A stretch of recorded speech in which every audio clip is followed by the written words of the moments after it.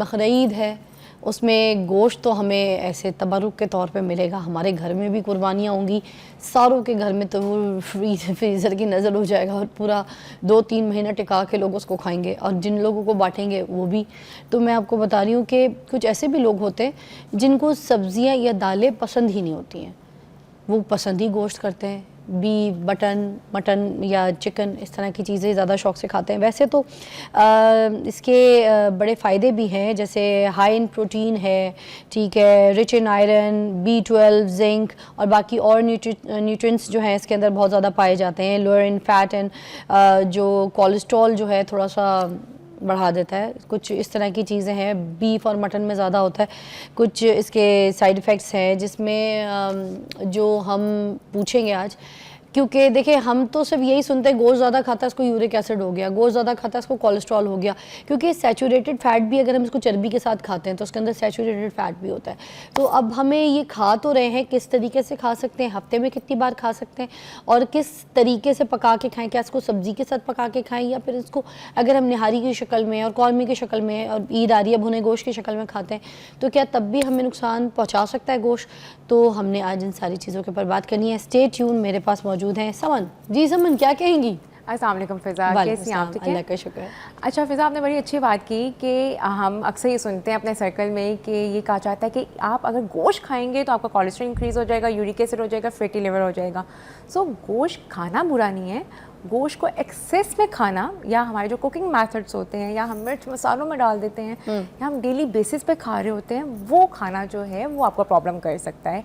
अकेला गोश्त, मिर्च मसाले तो वैसे भी गोश्त में बहुत ज़्यादा खा लो तो ब्लोटिंग भी बहुत होती है ना। यस, और बेसिकली जो गोश्त है हमारा, जैसे अल्लाह ताला ने हर एक 5 मेन ग्रुप्स बनाए हैं। जो गोश्त है वो आपको प्रोटीन रिच तो है, वो आपको iron, vitamin B6, B12, zinc, ये तमाम चीज़ें देता है जो आपके मसल बिल्डअप के लिए, अगर आपको आयरन डेफिशिएंसी हो जाती है, एनीमिया हो जाता है तो उसको रिकवर करने में हेल्प आउट करता है। बट उसका पोर्शन कंट्रोल बहुत मैटर करता है कि आप कितने पोर्शन में ले रहे हैं, आप वीकली कैसे ले रहे हैं, और आप जो है अगर नाश्ता भी गोश्त से हो रहा है कि वो सीरी पाए और निहारी, अब जैसे ईद है तो हमारा नाश्ता भी उन चीज़ों से होता है, फिर दोपहर में भी, रात में भी हम वेजिटेबल्स तो खाना भूल ही जाते हैं बिल्कुल। तो एक अमाउंट में अगर आप खाएंगे तो आपको गोश्त प्रॉब्लम नहीं करेगा, बट अगर आप उसको एक्सेस अमाउंट में खाएंगे तो वो आपको अनहेल्दी फैट्स की तरफ लेकर जा सकता है। इंसान को सब्जियां पसंद ही नहीं है, दाल नहीं खाता तो वो खाने ही गोश्त चाहता है, तो फिर वो किस तरीके से खा सकता है? साथ कोई सैलड खा ले या कुछ कर ले, क्योंकि कुछ कहते हैं ना लोग कि अगर आप गोश्त के साथ अगर सैलड ले लें या कुछ सब्जी मिक्स कर लें तो आपको नुकसान नहीं होगा। इस पे क्या कहेंगे आप? अच्छा फ़िज़ा, बिल्कुल ऐसी है। अगर हम जितने भी हमारा मीट पोर्शन है इसके साथ अगर हम अपनी वेजिटेबल्स ऐड करते हैं तो फाइबर मिलता है। तो आप गोश्त अगर आपने लेना कितनी भी है, करें, कितनी आप अपनी जितनी भी डेली बेसिस पे हम सब्जियां खा रहे हैं 3 to 4 टाइम्स आपने वेजिटेबल्स ज़रूर इनटेक करना है, और 1 to 2 वंस और ट्वाइस अ वीक आप गोश्त ले सकते हैं। वो भी आप 2 से 3 जो उसके पीसेस होते हैं वो आप ले सकते हैं। जो आपके पाम साइज़ का एक होता है एक आउंस, वो आप लेते हैं 2 से 3 बार हफ्ते में, जो नॉर्मल बनता है। बट अगर आपको कोलेस्ट्रॉल एक हफ्ते में वंस और ट्वाइस अ वीक गोश्त, और वो सब्जियों में उसके साथ ऐड करके 2 बोटियों से क्या होगा? और मैं तो आलू गोश्त चावल खाने जाती हूँ तो 4-5 बोटियाँ तो खा जाती हूँ, वो भी नली के साथ। आप तो कह रही हैं मैं क्या करूँगी फिर? ऐसी बातें अच्छा, बाकी क्या करेंगे?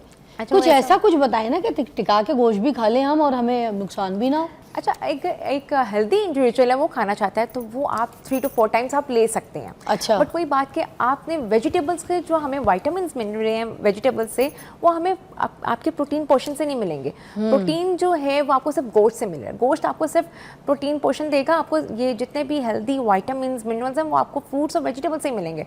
तो आपने सलाद की फॉर्म में या आपने सब्जियां ऐड करके गोश्त के साथ वो खाना ही खाना है। अगर आपको साथ गोश्त के साथ कच्चा सैलड अगर ऐड कर लें, फिर कच्चा सैलड ऐड कर लें। अगर आपको नहीं पसंद कि आप सब्जियां गोश्त के अंदर डालें तो आप सैलड, मिंट रायता, पुदीने का रायता जो है, खीरे वाला रायता बना के सपोज मैं बीफ की निहारी खा रही हूँ, उसके साथ थोड़ा सा सैलड ऐड कर लूँ, खा सकती हूँ? हाँ बिल्कुल खा सकती हैं, बीफ की निहारी खा सकती हैं।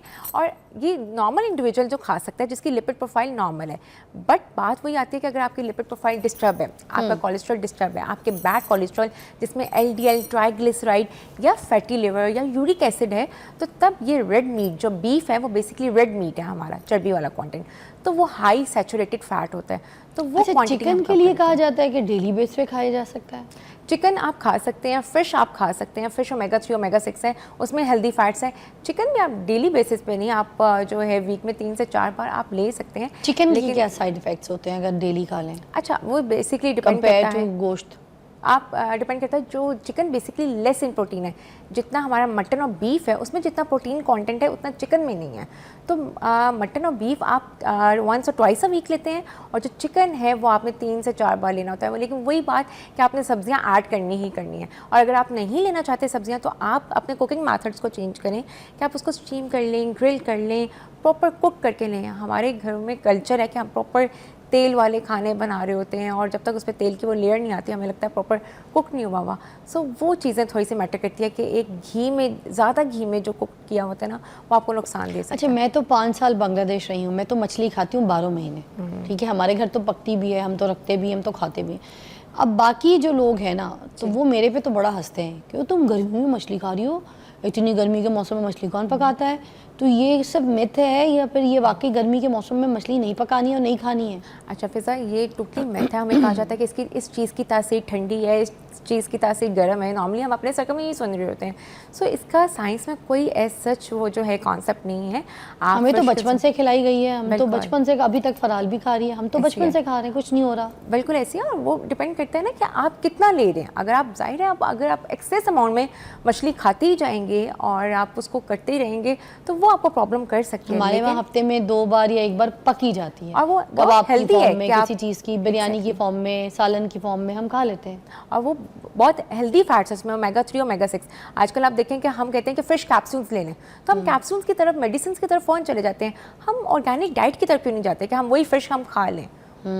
सो इस तरह मैं कल एक रेस्टोरेंट में गई थी खाना खाने के लिए, तो हमने कहा कि चलो कोई फ्राइड ग्रिल्ड फिश मिल जाएगी।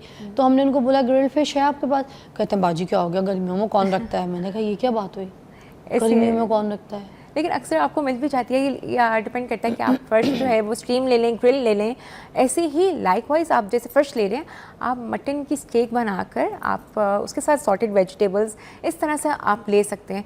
कोई भी चीज़ आई गेस मुझे लगता है कि वो अल्लाह ताला ने अगर कोई बनाई है तो उसमें शिफा ही है। अच्छा, अब बकरीद में गोश्त कटेगा, वो सब कुछ पीसेस बनेंगे, उसकी सफाई होगी, बाटा भी जाएगा, रखा भी जाएगा, ठीक है, उस गोश्त के हिस्से में बनेंगे।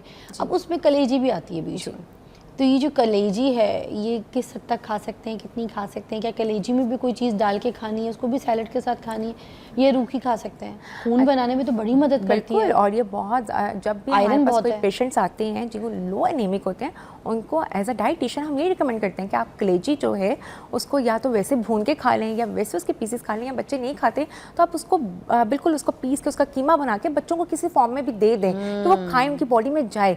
तो कलेजी बहुत हेल्दी है, और हमारे यहाँ पे तो एक कल्चर है कि हम बचपन से देखते आ रहे हैं, सुन्नत भी है कि सुबह नाश्ता ही हमारा कलेजी से हो रहा होता है। तो वो आप खा सकते हैं, उसका कोई ऐसा साइड इफ़ेक्ट नहीं है। लेकिन प्रॉब्लम तब आती है जब हमारा नाश्ता कलेजी भी है, सिरी पाई भी है, हलवा पूरी भी है, डिफरेंट पकवान वो हो रहे होते हैं, नाश्ते हम इसे कर रहे होते हैं, फिर दोपहर में भी हमारा गोश्त, रात में भी डिफरेंट वो हमारे बुफ़े और गैदरिंग्स और वो सब कुछ। तो जो हमने पूरा साल अपना वेट मेंटेन किया होता है, अपनी लिपिड प्रोफाइल्स, अपने लैब्स हमने मेंटेन किए होते हैं, वो इन 3-4 दिनों में इतना वो ओवर कंज्यूम करके गोश्त वो इंडाइजेशन फिर ये बता दें, फिर आगे चलते हैं, मगर पहले ब्रेक ले लेती हूँ। फिर आपने मुझे बताना है गोश्त खा के कितना कोई वेट बढ़ सकता है? अगर हम 1 हफ्ता ये जो कुर्बानी के गोश्त को खाएंगे उसके बाद हमारा वेट किस हद तक जा सकता है? क्या डिजास्टर हो सकता है हमारा बॉडी शेप? ठीक है, ब्रेक।